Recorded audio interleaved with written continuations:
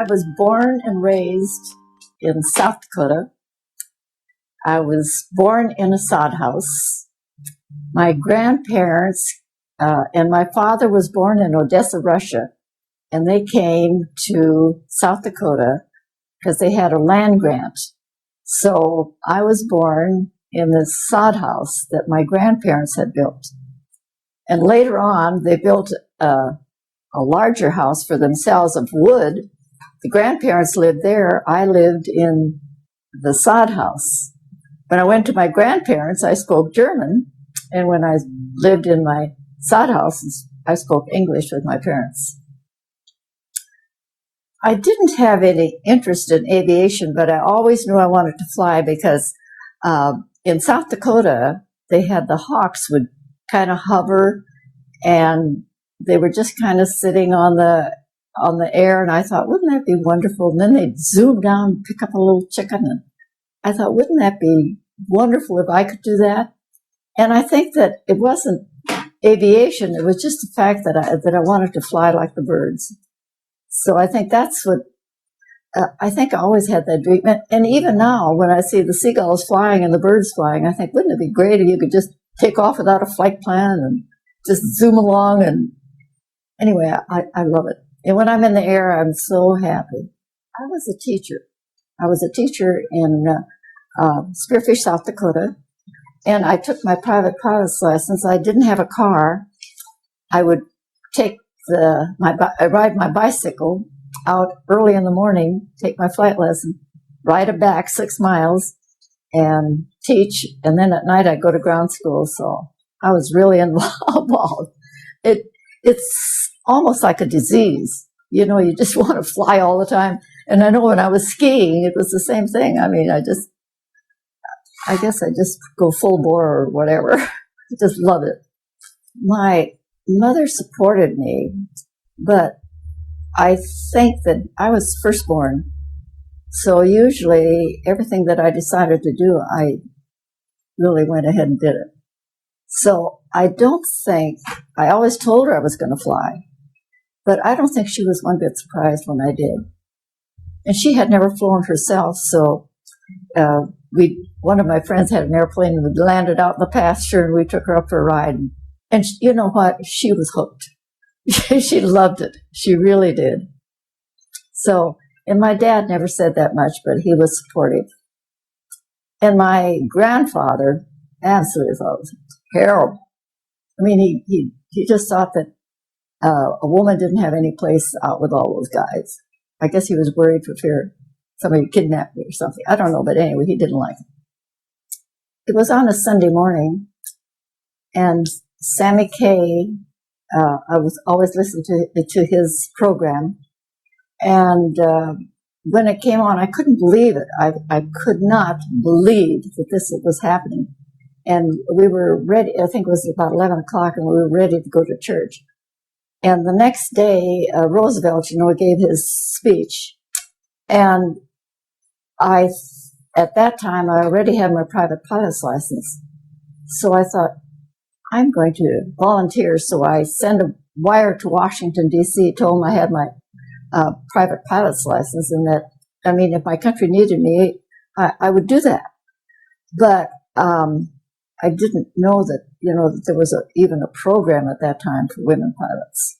But Jacqueline Cochran responded later on. I got a wire that said that the program was opening and that I could participate in the program in Sweetwater, Texas.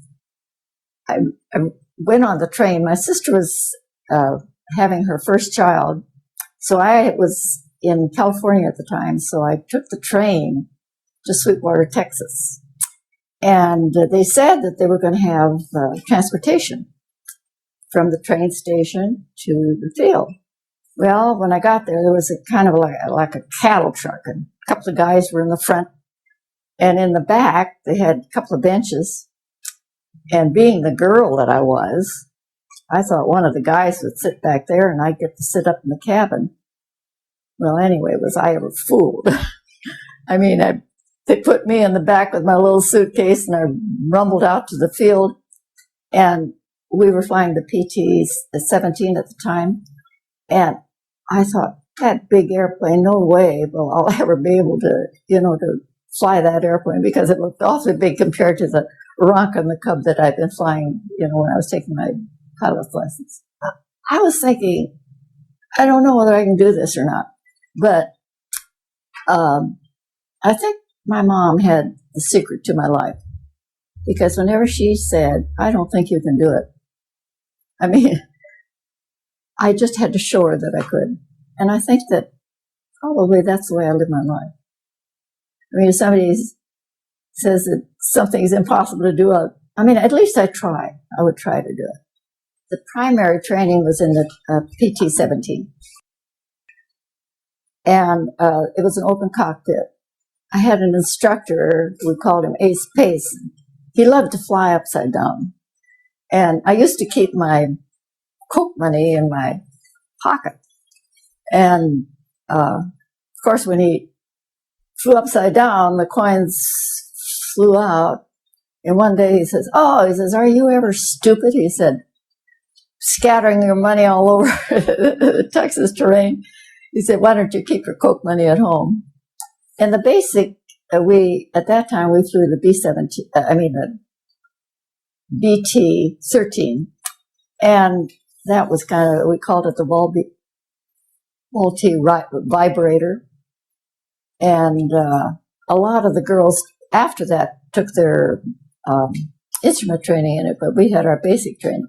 Then our advanced training was in the AT-6, which is a real sweet airplane. We flew 10 hours in the back for our pursuit training. So we get used to having all that engine and all the airplane out in front. While I was taking my training, every day I thought, I'm going to get washed out. But I thought, every day I'm one day of flying that I probably wouldn't have had otherwise. So, I really love it. Really did. You always have, so many people ask you, do you have a mentor? Do you have someone that inspired you, or someone that changed your life pattern? I had that experience when I was in the first grade. I went to a country school. I had to walk 1.5 miles to school. And it was a little old country school with a potbelly stove. And this teacher was really something. She wrote the ABCs up on the board, and I don't know why the board was so high. It was so much higher than I could reach, and she wrote the ABCs up there. And she said, now I want you to write the ABCs. Thought, what's with this lady, Can't you see I can't possibly reach up there? And I said, I can't. And she said, never say can't until you've tried. She said, you see that little box over in the corner? Just get that box, and then you can reach the ABCs. And so, oftentimes, when I have had that challenge, I thought, did I try? One time, everybody was grounded because there was a crosswind, and this big truck pilot came up. I guess he looked around the room and he thought, I bet those women can't fly or something. I don't know what his attitude was. But anyway, he came over and he says, let's go flying. And I said, nobody's flying today. He said, I said, there's a 45-mile crosswind. He said, you can't fly in this crosswind. He said, you can't fly. And if that isn't the biggest challenge in the world for me, if somebody says I can't do it, I'm going to show you, or I'm going to do it, or whatever. So anyway, we went out, and it was a twin engine, and right off the runway, he gave me single engine procedure. And if you don't think you're busy with single engine procedure, shut off the engine, then you have to fly on one engine. And then he said, well, let me shoot a landing. So he shot a landing. And I think what he tried to do, he tried to set it up so that he would be flying, he would make this good landing, and I would come along and make a bad one. But the thing that was in me was, I'm going to show him, you know. So I made a good landing. Then he thought it was, I guess he thought it was probably luck. So he said, shoot another one. Shot another one. I could have flown a bathtub that day because the challenge that he gave me and the kind of a person I am just made me do it. So anyway, when we landed, the fellow that I had been dating was a Czech pilot too, and of course he was just sweating like crazy, knowing that I probably couldn't be flying in that wind. And so he went over to the guy and he said, "Well, how did she do?" You know what he said? He said, "You know, she can fly." But I think what surprised him was he just didn't think that women could fly. I guess I was always so worried for fear I was going to wash out that I didn't socialize that much. I studied mostly, and the people in my barracks, I don't think had the same feeling that I did. So I was usually writing or studying or reading. So I didn't socialize that much because I was so busy trying to pass and be sure that I would get through the program that I don't think that I really socialized that much. But I did go to the dances at the Blue Bonnet down in Sweetwater. And the night we graduated, we were supposed to be in, the night before I graduated, supposed to be in at 12 o'clock. Well, I don't know what happened, but I guess I couldn't tell time or something. And I thought, if I came in late, I would have been washed out. So I had the taxi drop me off at the runway, and I walked the runway into the barracks. And they were having so many parties that night that nobody even noticed that I was gone. So, I mean, it didn't really make that much difference. After Sweetwater, I was stationed at Love Field, Dallas, Texas, in the Air Transport Command. And the mission for the Air Transport Command was to pick up the planes at the factories and take them to the point of debarkation, which was either Newark, New Jersey, or Long Beach, California, and or to training fields. And I flew 19 different types of aircraft. Some days you'd be flying a fast airplane, and the next day you'd probably be flying a slower one. So, I mean, anyone can take off. You know, there's a piece of cake to take off, but when you take off, you know you have to land. So I used to, I'd be flying this fast one day and then the slow one the next day, and I think, you know, how am I going to do this? So I would practice shooting landings on the clouds. And that worked very well. I guess that's why I'm here today. When we were in training, of course, we stayed in one spot. After I was in the Air Transport Command, one time I spent 3 days and I never ate a meal in the same state. So I was moving around quite fast. I mean, I'd pick up a plane, say at Dallas, and take it to Long Beach, and then pick up a plane to Long Beach and take it to Newark, New Jersey, go to Buffalo, Great Falls, and then take a plane from there to Great Falls, Montana. And I was very busy. And luckily, I could sleep on the airlines going home. So instead of laying over 24 hours like a lot of the girls did, I just picked up another order and was on my way. I loved it. I flew the PT-17, the BT-13, the AT-6.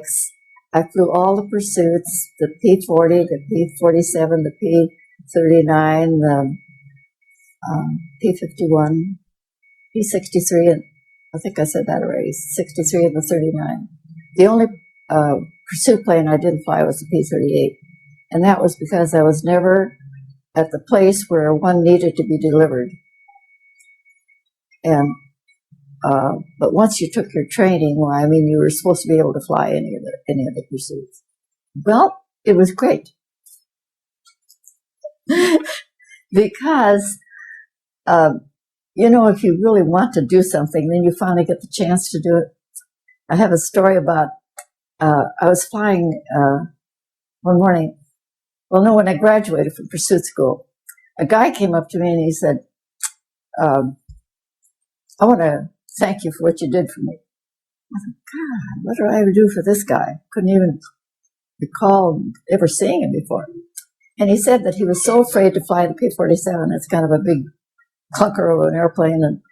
And he said every morning he would check into sick bay. So he couldn't fly that day because he just didn't want to fly the P-47. And he said one day I was taxiing by and he said all you could see was the top of my curly head, and he thought, by God, if she can do it, so can I. So I guess sometimes you don't even know when you're an inspiration to other people. So he also became a pursuit pilot. And then I flew the A-20, the A-24. The hardest plane I ever flew was the PQ-14. It was a drone airplane that was very small, that they could control, from another a plane. And when they were built, they had to fly them to the place where they could use them. So we had to fly these little things that, they were maybe 15 feet across is all. And they flew like a rock. You shut off the engine and it went down. There was no floating because the wingspans were so short. So I imagine that people that were trying to fly them by radio probably had a real hard time. That was probably the hardest plane I ever flew. And then I think I flew the Corsair once. I'd have to look at my logbook. Then, of course, I flew the Arancas and the Cubs and all those little planes. UC-78 was a twin engine. And then I flew the C-47. When I took my instrument training, I flew the C-47 from Dallas to Fort Wayne, Indiana, and back. One time, I picked up a plane at the factory. They were all supposed to be tested an hour. And I got in the plane, and in the ship's papers, it hadn't been flown an hour. So I went back to operations, and I said, this plane hasn't been tested. So the mechanic went out there and wrote down 1 hour. And can you imagine what goes through your head? Did everybody do the right thing on this airplane? Should I take it? I wouldn't have had to. I could have told operations, I'll wait until this plane is tested before I take it. But on the other hand, I thought, well, why not? So I was scooting down the runway, and the takeoff speed was 100 miles an hour. And when I pulled up that plane and it flew, it was the most wonderful experience because I was the first person that ever flew this wonderful airplane. So later I thought, suppose I hadn't taken that chance. I would have missed this wonderful opportunity. So I guess that's the way life throws you little challenges once in a while. One time I was in a P-51 and I was coming into Long Beach, California. And I got a call from the tower, said, you are on fire. We're going to clear the field, circle,